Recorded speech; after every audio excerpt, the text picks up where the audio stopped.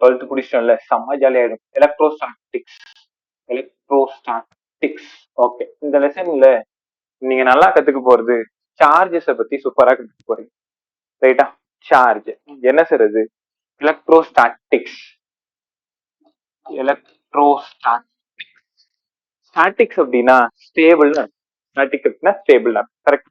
இப்போ charge is at rest.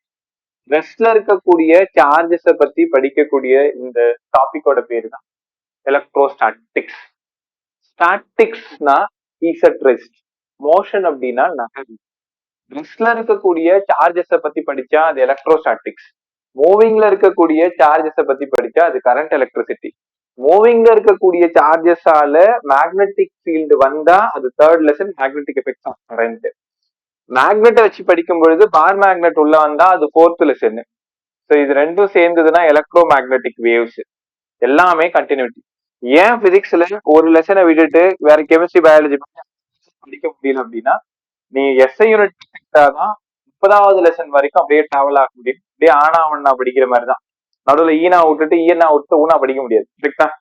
அதனால எல்லாத்தையும் தான் படிச்சாகணும். அதனாலதான் உனக்கு பிசிக்ஸ் கஷ்டமா தெரியுது. பட் இப்பெல்லாம் அப்படி இருக்காது, உனக்கு ரொம்ப ஈஸியா இருக்கு. ரைட்டா? when charge is at rest.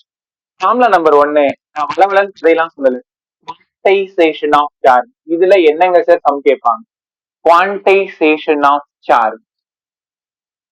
சார்ஜோட quantization உங்களுக்கு தெரியுமா? இ. ஈனா சார்ஜ் ஆஃப் அன் எலக்ட்ரான். ஈனா charge of an electron. Electron ஓடுதுன்னா கரண்ட் வருதுன்னு. எலக்ட்ரான் இந்த பக்கமா போச்சுன்னா கரண்ட் இந்த பக்கமா வருதுன்னு. எலக்ட்ரான் இந்த பக்கமா போச்சுன்னா கரண்ட் ஆப்போசிட்ல வருதுன்னு. அந்த எலக்ட்ரான் தன்னோட தலையில எவ்வளவு சார்ஜ் தூக்கிட்டு போகும் தெரியுமா? 1.6 into 10⁻⁻19 கூலும். ரைட்டா? எலக்ட்ரானோட இன்னொரு பேர் என்ன தெரியுமாப்பா? Charge carrier. Charge carrier. So அம்மா காலையில டிஃபன் பாக்ஸ் கொடுத்தாங்க, கேரியர் கொடுத்தாங்க. சோத்து தூக்கிட்டு போனோமா? கேரியர். சோத்தை தூக்கிட்டு போறது சோத்து கேரியர். சார்ஜை தூக்கிட்டு போனா சார்ஜ் கேரியர். சார்ஜ் கேரியர் தான் யாரு? எலக்ட்ரான். அப்ப எலக்ட்ரான் ஒரு வேலை செய்யுது. எலக்ட்ரான் ஆக்சுவலா ஒரு போர்ட்டர். தலையில சுமையை வச்சு தூக்கிட்டு போறதுதான் எலக்ட்ரான். கரெக்டா? எலக்ட்ரானோட சார்ஜ் என்ன? 1.6 into 10⁻⁻19. புரோட்டானோட சார்ஜ் என்ன? 1.6 into 10⁻⁻19 கூலுமே. கேட்டீங்களா? ரைட். இப்போ இது வந்து ஒரு சிஸ்டம். இந்த சிஸ்டத்துல ஒரு எலக்ட்ரான், ஒரு எலக்ட்ரான், ஒரு எலக்ட்ரான், ஒரு எலக்ட்ரான், ஒரு எலக்ட்ரான், மொத்தமா 5 எலக்ட்ரான். என் கேள்வி, total charge of the system. இந்த சிஸ்டத்தோட டோட்டல் சார்ஜ் என்ன? டோட்டலா கியூனா டோட்டல் சார்ஜ்னு அர்த்தம். குவான்டைசேஷன்னா டோட்டல்னு அர்த்தம். நல்லா கத்துக்க. குவான்டைசேஷன்னா டோட்டல்னு அர்த்தம். Capital Q equal to N into E. இதுதான் இந்த லெசன்ல நீங்க படிச்ச ஃபர்ஸ்ட் ஃபார்முலா. நான் வளவலன்னு நிறைய கதையெல்லாம் சொல்லல. Formula sum. நாளே நல்ல ஒரு லெசன் தூக்கி போட்டுலாம். Quantization of charge Q equal to NE. என்ன என்னது? Number. 1 2 3 4. Integral multiples of least amount of charge. Integral multiples of least amount of charge Q equal to NE. ரைட்டா? உங்ககிட்ட ஒரு கேள்வி. 5 எலக்ட்ரான் இருக்கு. 5 into 1.6 into 10⁻⁻19. அதனால 8 into 10⁻⁻19 கூடும். கரெக்டா? அப்ப இந்த சிஸ்டத்தோட total charge Q equal to NE, Q equal to 5V. ரைட்டா? இப்போ உங்ககிட்ட ஒரு கேள்வி கேட்கிறேன். 3.2 into 10⁻⁻19 டோட்டல் சார்ஜ். எத்தனைடா எலக்ட்ரான் இருக்கு? அப்ப N into 1.6 into 10⁻⁻19 அடிச்சீங்கன்னா 2. Number of electron 2. இந்த ஃபார்முலால என்னப்பா சம் கேட்பாங்க?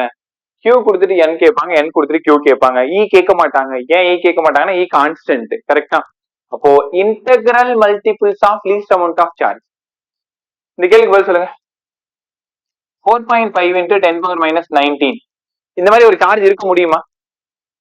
கண்டிப்பா முடியாது. ஏன் தெரியுமா? 1.6 into 1, 2 into 1.6 3.2, 3 into 1.6 4.8, 4 into 1.6 6.4. Integral multiples, அதாவது 1.6 மல்டிப்ளை பண்ற மாதிரி தான் வருமே தவிர உன் இஷ்டத்துக்கு 1.5 சார்ஜ் 2.5 சார்ஜ் எல்லாம் வராது. ஒரு charge 2 charge 3 charge integral multiples of least amount of தான் வருமே தவிர உன் விருப்பத்துக்கு போல சார்ஜ் போட முடியாது. கரெக்டா? Q equal to NE. இது என்னடா formula? Quantization of charge Q equal to NE, N equal to Q/E. Electrostatics பேசணும்னா சூப்பரா பேசலாம், ரொம்ப நிறைய பேசலாம். நமக்கு இப்ப அது நேரம் இல்ல. ஒரு கொஸ்டின் 2 கொஸ்டினை தூக்கிட்டு வரணும் இங்க இருந்து. அதுக்கு ஃபார்முலாவும் நியூமரிக்கல் சால்விங் தெரிஞ்சா போதும். Q equal to NE. இது ஃபார்முலா நம்பர் 1. ரைட். ரெண்டாவது ஃபார்முலா,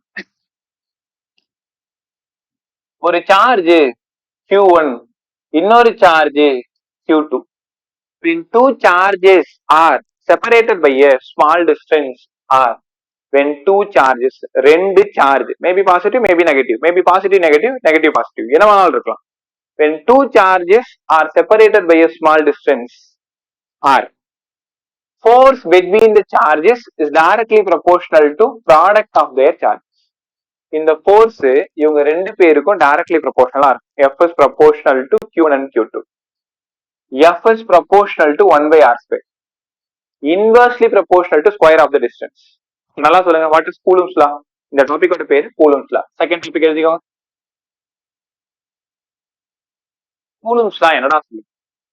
ரெண்டு சார்ஜ ஆர் டிஸ்டன்ஸ்ல பிரிச்சு வச்சுட்டோம்னா அவங்க ரெண்டு பேருக்குமே மேபி அட்ராக்டிவ் ஃபோர்ஸ் இருக்கலாம், மேபி ரிப்பல்சிவ் ஃபோர்ஸ் இருக்கலாம்.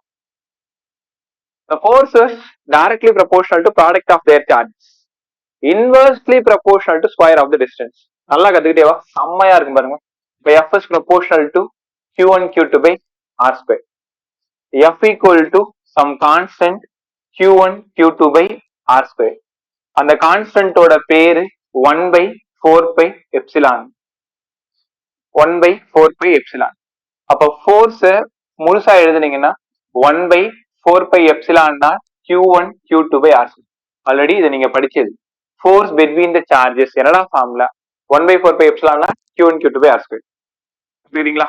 இதுல சார் Q1 தெரியும் சார்ஜ், Q2 தெரியும் சார்ஜ், R யாரு டிஸ்டன்ஸ் between them, பை ஆர்ரா 3.14 தெரியும் சார், இல்லைன்னா 22/7 சின்ன பிள்ளை நாங்க படிச்சிருக்கோம். யார் அந்த எப்சிலான்? எப்சிலான் நாட்டோட பேரு permittivity of free space. Permittivity of free space. பெர்மிட்டிவிட்டினா எவ்வளோ எலக்ட்ரிக் ஃபீல்ட் லைனை பெர்மிட் பண்றீங்களோ அது பெர்மிட்டிவிட்டி. எவ்வளோ எலக்ட்ரிக் ஃபீல்ட் லைனை ஏர்ல பெர்மிட் பண்றீங்களோ அது பெர்மிட்டிவிட்டி. லவ் பண்றது. இதோட வேல்யூ என்னங்க சார்? 8.854 into 10 power minus 12 பண்றேன். 10 power minus 12. முடிஞ்சதுன்னா நோட்ஸ் எடு, இல்லைன்னா பரவாயில்ல, நம்ம ரிட்டன் நோட்ஸ் அனுப்பிச்சிருக்கேன் இல்லையா, தேவைன்னா பாத்துக்கோங்க.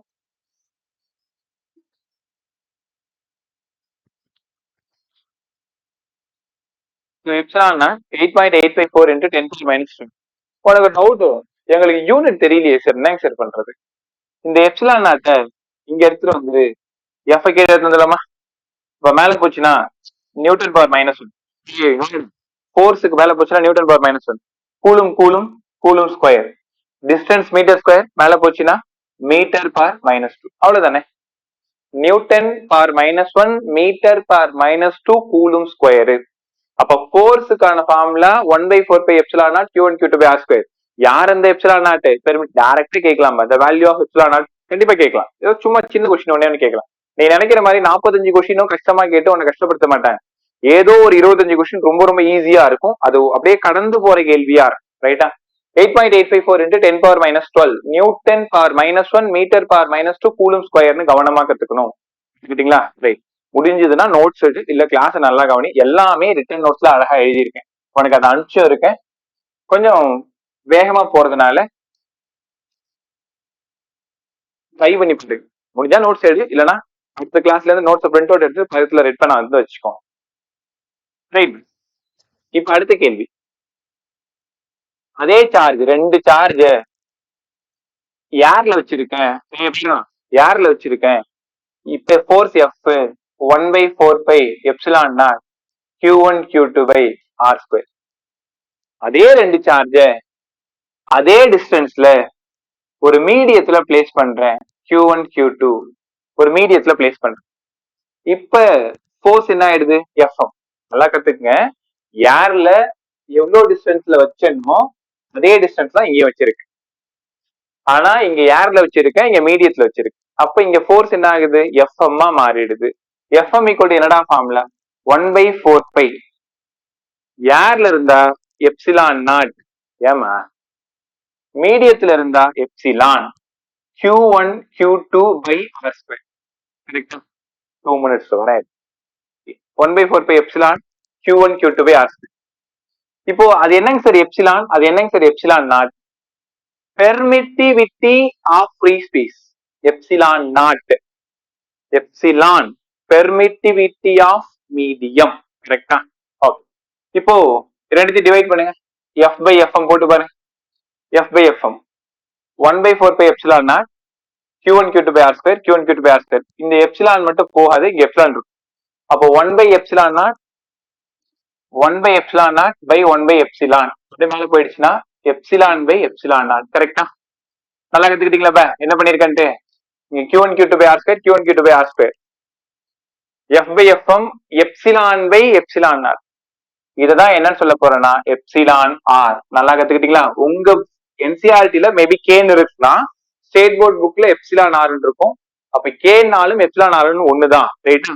Epsilon R is nothing that is relative permittivity.